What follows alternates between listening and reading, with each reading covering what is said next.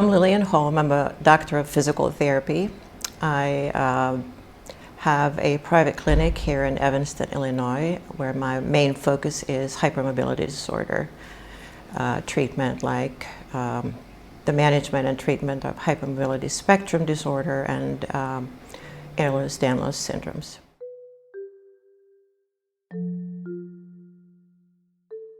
Well, my story when it comes to that is probably very similar to that of many other healthcare professionals.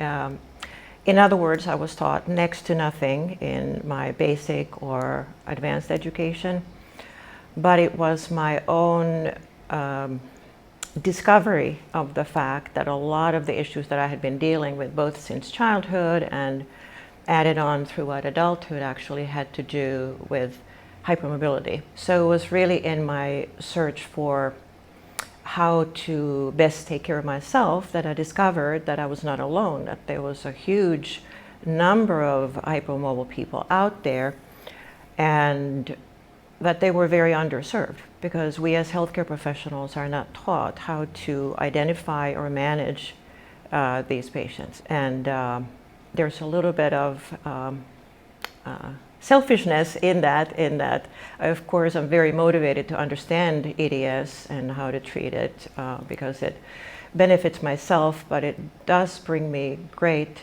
joy to be able to offer physical therapy that's specific and appropriate to people who previously have had such difficulty finding someone who even believes that they have these symptoms, let alone being able to help them through appropriate treatment.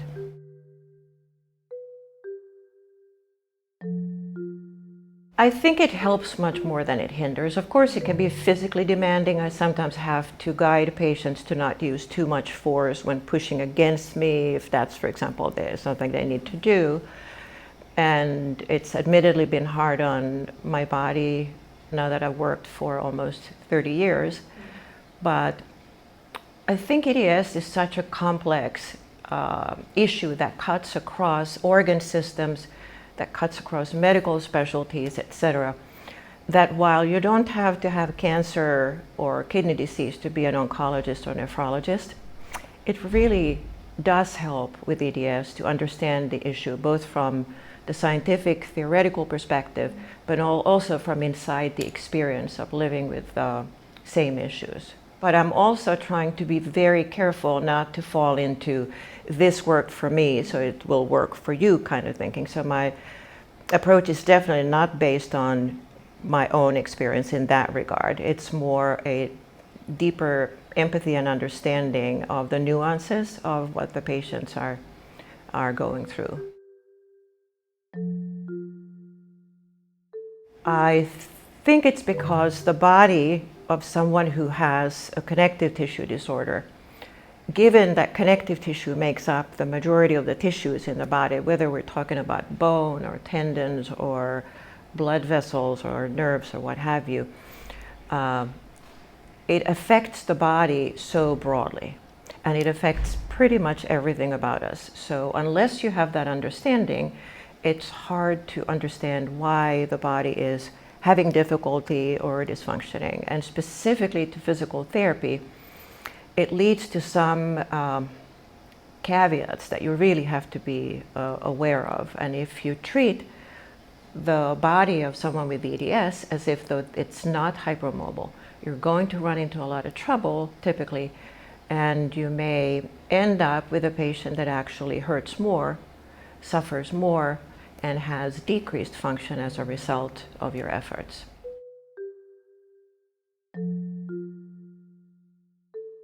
So I start with EDS patients exactly the way I would with another patient, taking their medical history, understanding what their main challenges are, what approaches they have experience with, what level of function, health, and fitness they're at. But I'm even more curious when it comes to EDS patients than other patients about their lifestyle, their nutritional intake, sleep, their beliefs and understanding about EDS in general and about their own body. Because if we have a conscious or unconscious ceiling in our beliefs about our ability. We're going to live down to that. That will limit us. So it is important that the EDS patient is, one, an expert of themselves, because as I tell my patients, they will all too often be the expert in the room. So unlike any other disorder, you really need to understand it yourself. And we need to believe that we can improve. Without that, patients end up giving up too soon, giving up, not trusting that what they're doing is appropriate, or not even trying, accepting a lower level of function that they might need to accept in life. I don't have a specific treatment approach that would be rigid, some sort of algorithm that's applied to patient or something that everyone does. Because as you know, there is such a broad range of genotypes and phenotypes when it comes to hypermobility disorders in general and EDS as well. So we really have to meet the patient exactly where they are, with all their unique weak links, as I like to call them, in the biomechanical structure of the body and all the other organ systems. But having said that, there are, of course, great similarities in what people usually experience during physical therapy. And one unique aspect for EDS patients is the need for stability.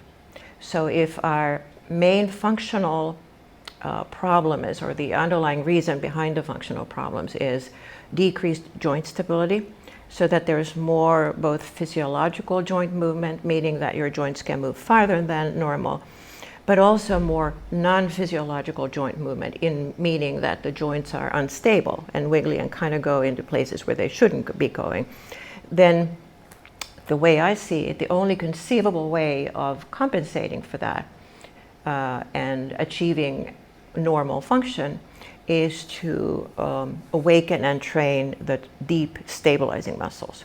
So we actually have some muscles that are designed and dedicated exactly for that purpose in the body, to stabilize the neck, the spine, the pelvis, the shoulders, the hips, etc. And what a hypomobile body needs, first of all, is improving that system so that it then can accept load. Without that, the body is kind of like a weak structure. If you imagine something made of straw instead of made of metal, and then applying forces to that immediately can be dangerous. And that's often what goes wrong with physical therapy in general, that patients are started with strengthening and with putting load on and movement when the joints can't defend themselves and support themselves through that stability. And after that, it starts to very gradually look more and more like the more conventional form of movement or conventional form of therapy. But there are some very significant differences. One being that it takes a lot longer for a hypermobile body to become stronger and develop. And that's another common pitfall with physical therapy, that both the patient and the therapist, after a couple of months, start thinking we must be barking up the wrong tree because I don't see any significant improvement. But if the patient and the therapist were to just continue stubbornly working at the level where the patient currently is, at the level that they can tolerate, then they would gradually see movement. So it can take months and months and months longer for an EDS body to achieve the same level as it would for someone without those issues. But the good news there is, and I really want my patients to understand this too, that hypermobile ligaments, while they are softer, less stiff than non-hypermobile ligaments and tendons and all of those connective tissue structures, they do grow stronger and stiffer through exercise. The muscles, because of those weak ligaments and tendons, have greater trouble generating strength. So people with EDS in general tend to be weaker. But with exercise, when those tendons get a little stiffer, those muscles have a greater chance of generating strength. And then we see that strength developing in a real-time, real-world setting.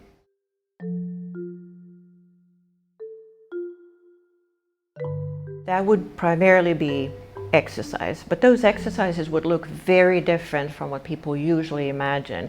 The word exercise usually conjures up something where you're exerting yourself and sweating and pushing and pulling and lifting weights, or participating in something that has a name like Pilates or yoga or Zumba or something. And what I mean when I talk about stabilizing exercise is very, typically very gentle exercises where the various joints, the spine, the shoulders, the neck, the hips, etc., are exposed to exercises that very often are actually even performed on the floor, lying down, in kneeling, in various positions, where the joints, through very fine-tuned movements, learn to activate those stabilizing muscles first and guide the joints so that they move correctly. And then later, as we mentioned, can take on a bit more force. So that initial stage is very gentle, which is also coincidentally very suitable for EDS patients who may either have pain syndromes, may suffer from POTS, or something else that makes it harder to exercise in that more conventional way.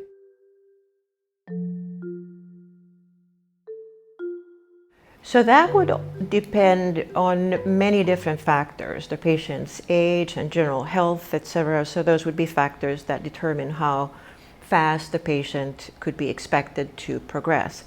But it also depends a lot on the patient's goals. So I like to, in general, inspire my patients to reach a certain goal, because the patient may be actually underestimating what their body can achieve. So my ultimate goal that I would recommend would be that EDS patients, when possible, would have as their goal, as their ultimate goal, that they might reach in a year or two even, where they might be able to tolerate regular exercise, both cardiovascular exercise and strengthening exercise, because A, we need that even more than other people, but B, importantly, it's important to not just be focused on the specific difficulties we have, but also remember that without the aerobic and the strengthening exercise, we would be missing out on absolutely vital health benefits of exercise that prolong life and improve quality of life, and importantly, improve the health span. In other words, how much of your life you're actually staying healthy and happy and functional.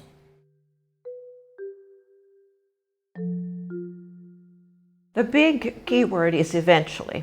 So what we tend to get confused is our current state that we understandably tend to identify a lot with. If we're having a down day or a down year or a down decade, we become very identified with that limitation. That's who we are. But it's important to distinguish that current state of conditioning with static traits like our eye color or something like that. Really, at any given point, we're just feeling and functioning the way we are right now. And it doesn't say that much about what our ultimate capacity is. So when we then try to go straight to the activity that we wish to be able to participate in, let's say you wish to be able to go shopping for 5 hours with your friends, and you can't, and it makes you achy and sore and puts you back by weeks and months and makes you very fatigued, then it's easy to assume that that's just who I am. But to your point, with very gradual and patient progression, where we move so gradually that we don't cause a boomerang effect, as I like to call it, where we don't kind of run into a brick wall and then fall back with injuries, but instead progress in a very specific way where we make sure that we're performing the exercises correctly, that we don't cause any pain through them, and that we don't have long gaps in our exercise and kind of lose the gains that we've made. Then most people, I think, would be quite surprised at where they can go, what they can achieve. Now, there are great differences in what we can achieve, but I would look at it like this. We all have a range, and if we are currently somewhere here, we can get a lot better. Well, if another person's range is up here, certainly we can't get here, maybe be an Olympic athlete, but we can be a lot better than we are right now. And I think that would be true for almost any human being, right? That we are not in a situation where we have achieved our maximum capacity. I like to say, let your body show you. Don't decide with your brain what you can and can't do. That's a little unfair to the body, right? Give it a chance, give it the specific care that it needs. And this includes, again, that healthy lifestyle. You can't progress with physical therapy if your sleep is very poorly managed, for example. But if you give your body a chance, it is quite surprising what you can end up achieving, both in terms of making a comeback very gradually to something you were able to do, or even in some cases, learning to do something that you weren't able to do before. That's a double-edged sword. It can be extremely important because of the tendency towards subluxations that have often been left untreated and may have caused functional decline and pain for a long time. So manual therapy does have a very important role. However, it can also be a trap, because if you offer a lot of manual therapy that is primarily palliative, let's say the patient has muscle soreness and you use dry needling or myofascial release or something like that, that helps to alleviate the pain temporarily. You are also at great risk of holding the patient back, because now it directs the attention to the success of that palliative treatment. But what the patient is doing without realizing it is that they're putting everything on pause, because they're also not improving their stability, their strength, their function through them. So the way I incorporate manual therapy is minimally. I want to make sure that the patient's skeletal structure is aligned and looks the way it should to offer stability and not inhibit muscle function.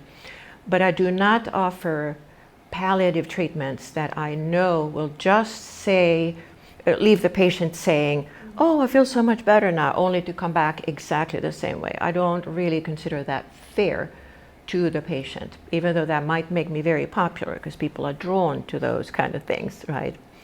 So as a general rule, I think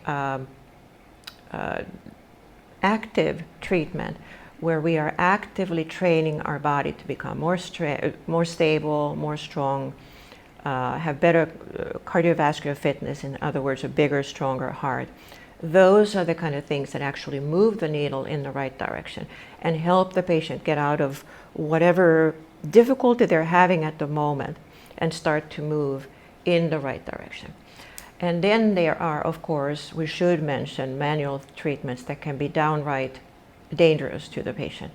So it's important to understand that with the softer ligaments and the more vulnerable body in general, we do want to avoid high velocity manipulations.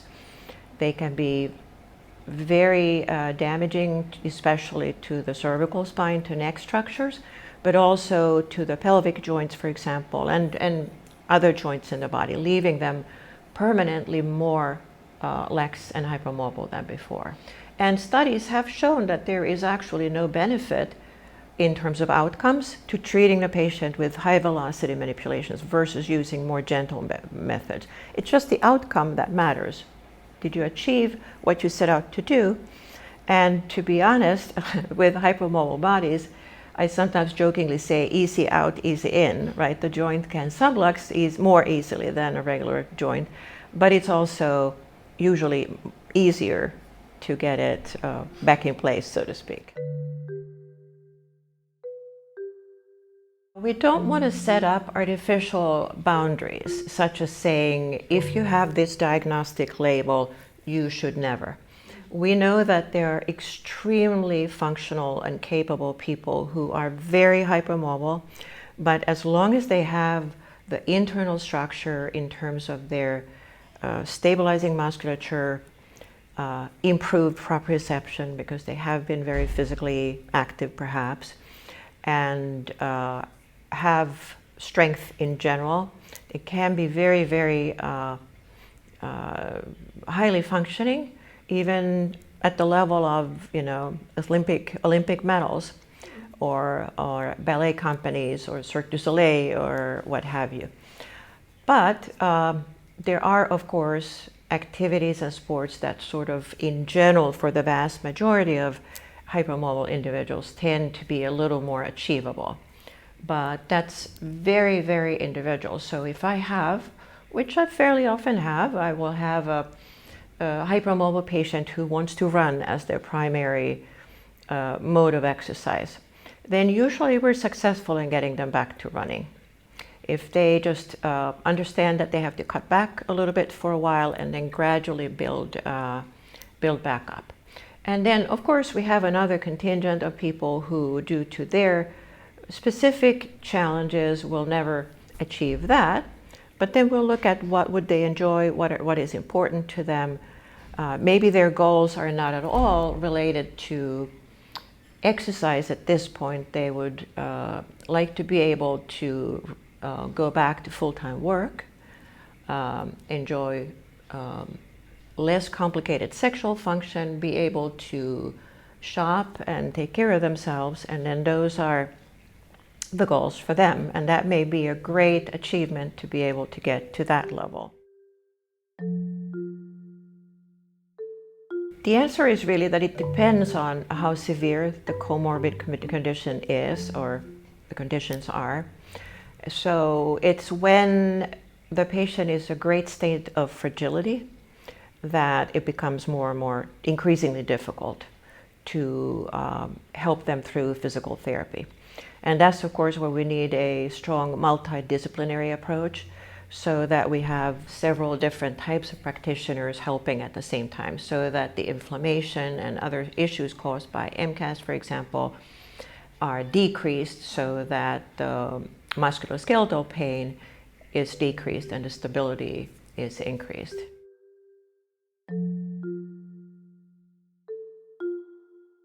So with patients that have those types of limitations, we just have to look at what can you tolerate, and also what serves you when you have this condition. What is important that other practitioners won't bring to the table? The case of a patient with CCI, for example, is a good example of that. So what physical therapy can bring to the table is help the body below the neck especially function better, so that the neck is actually oriented straight up, and now the position of the body challenges those lax ligaments much less.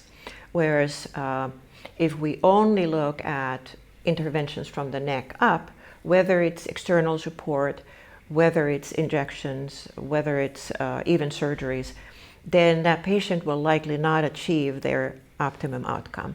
So again, it's a very multidisciplinary approach that we have to look at. But of course, it will be very limiting. So if the patient has CCI and the symptoms are fairly significant, of course we have a broad range there as well, but assuming that the symptoms are significant, there's still a lot that can be achieved with a patient in the upright position, where we don't challenge those lax ligaments, don't cause any additional symptoms, but significantly help the patient, because they can start to live and function with their body in a position that makes it a lot easier for the neck above the rest of the body to function well. Something that's often misunderstood.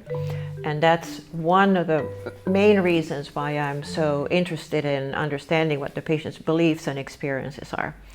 Because there is this sort of prevailing narrative in our society that there's no gain without pain.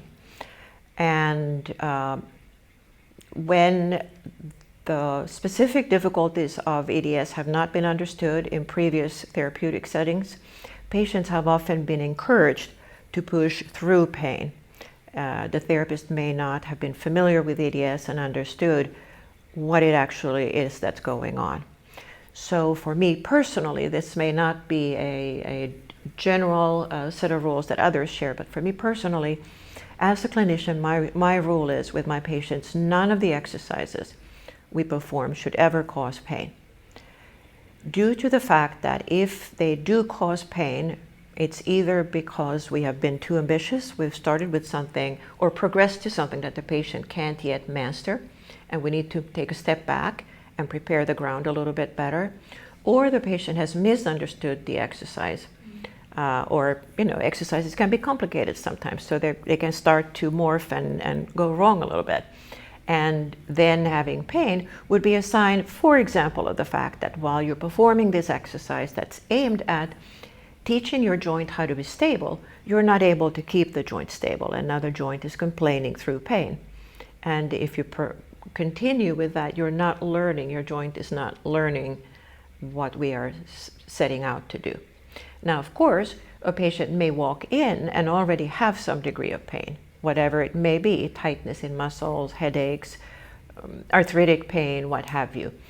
And that's not what I'm referring to. I'm referring to causing more pain through exercise. But obviously pain is always the body's signal, basically the body asking for help, change something.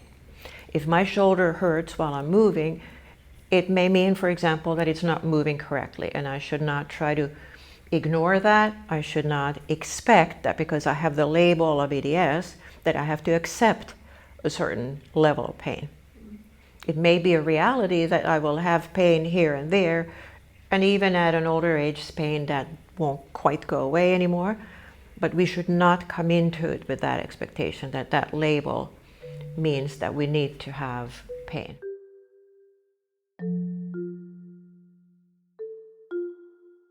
If we're talking about what I would call therapeutic exercise, so we have, for example, found through our examination that some of the muscles in your rotator cuff in the shoulder, so those would be the stabilizing muscles in the shoulder joint proper. Let's say we've noticed that those don't work well, they have become underactive and weak, and now we're using therapeutic exercise, doing some specific exercise to strengthen those muscles, give them more endurance, and help the kinematics of the joint improve.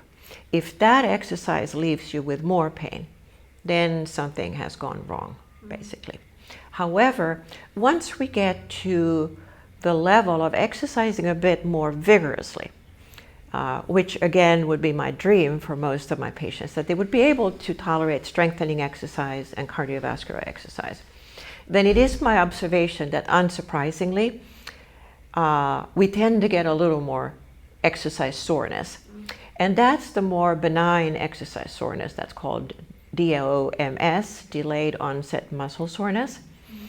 So that the day or couple of days after exercise, you feel like you kind of were in a bar fight a little bit. You feel a little sore.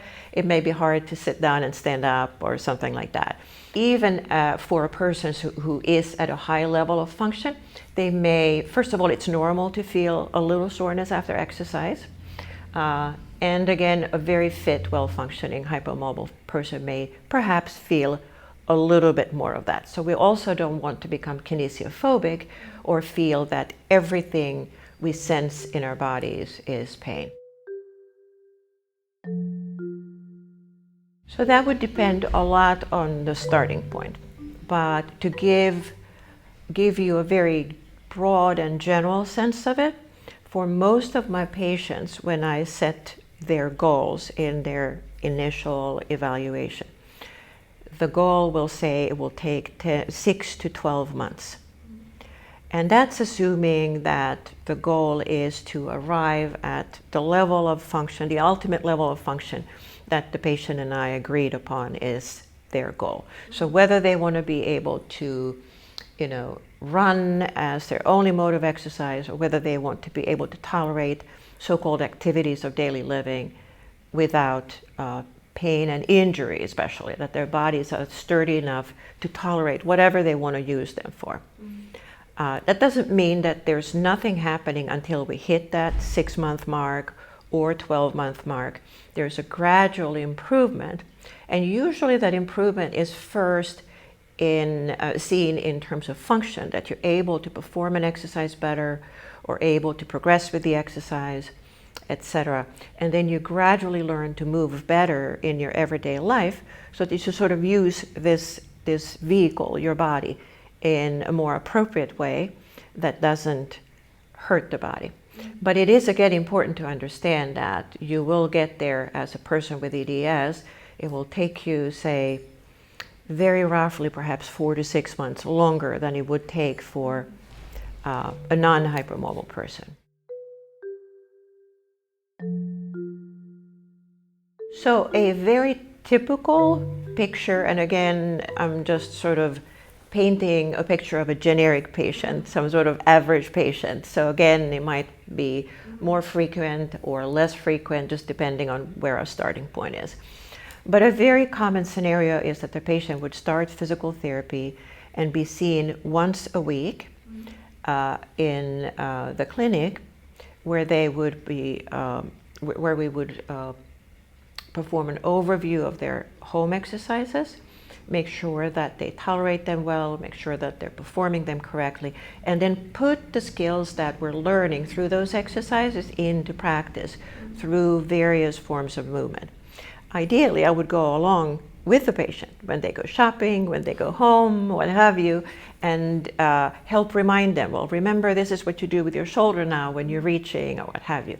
That's of course not a scenario that would work. So what we do with physical therapy is that we sort of recreate functional movements and challenge the stability that the patient is working on, and later the strength that they're working on, the coordination, the proprioception, whatever it is that they're working on, so that they can then go out into life and perform those functions.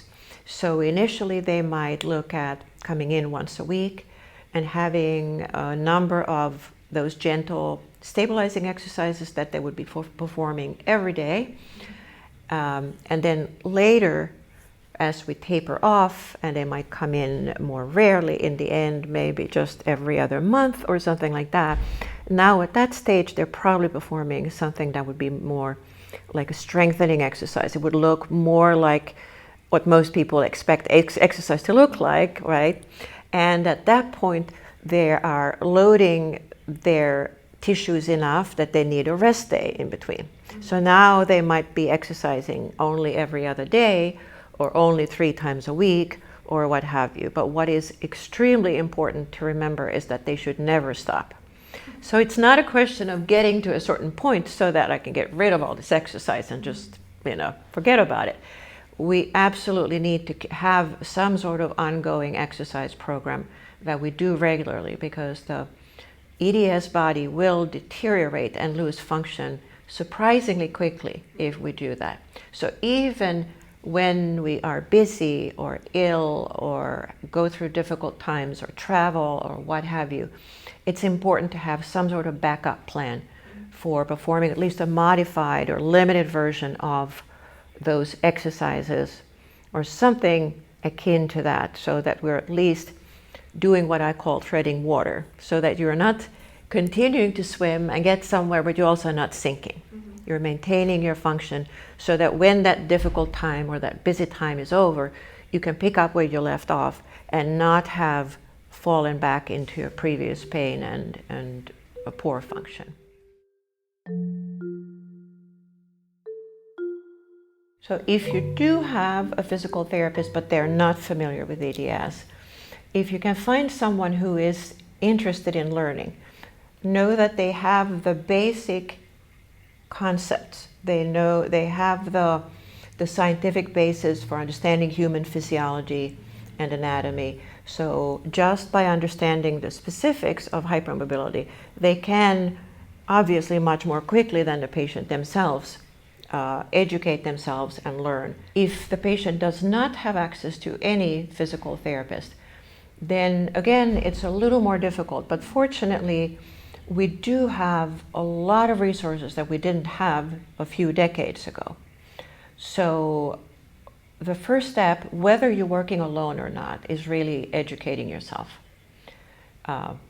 Because you will always be the expert on you. And as I said, most of the time you will be the expert in the room anyway. Even if your gastroenterologist has heard of EDS, for example, it's not guaranteed that they know how to offer care that's specific to it unless that's their chosen area of specialization. When it comes to physical therapy, it's a little bit similar, right? With self-education and self-empowerment, the patient is better equipped to know whether this is appropriate for them. And from there on, there are resources. So for example, that's why I started disseminating information on Instagram, where I primarily post posts that are appropriate for the more beginning stages, those stages that are so specific to hypermobility. So those posts or videos, for example, would be a good starting point.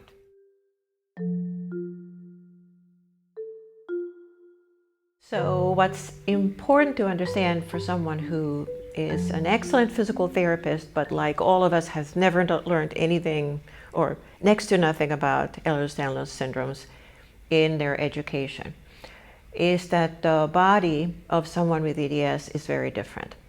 It is a body-wide connective tissue alteration or defect, if you want to paint it in those terms, that affects the function through the whole body. It affects the musculoskeletal function, but it's also important to be aware that it affects function in other organ systems too. But from the physical therapy point of view, the most basic thing to understand is that, again, we need to start with stabilization. The patient typically has decreased proprioception and needs increased supervision and tactile and visual cues and verbal cues for performing their exercises correctly. They will take longer to progress and need support and encouragement with that. And their tissues are more fragile, so they need to be steered away from overly enthusiastic stretching and things of that nature. But also to not hold the patient back and put them in some sort of column where they will always have low function. The way we sometimes do with the older population, we under-exercise them, we set our goals too low. So I think we need to both be more careful with the progression, but a bit more ambitious with the outcomes. Well, I think one thing that's important, and this would be true for a lot of other issues too, but specific to hypermobility spectrum disorder or one of the Ehlers-Danlos syndromes, especially when you're newly diagnosed, it can feel like a label has been applied to you. And you go online and you look up what the potential limitations, challenges, or symptoms may be.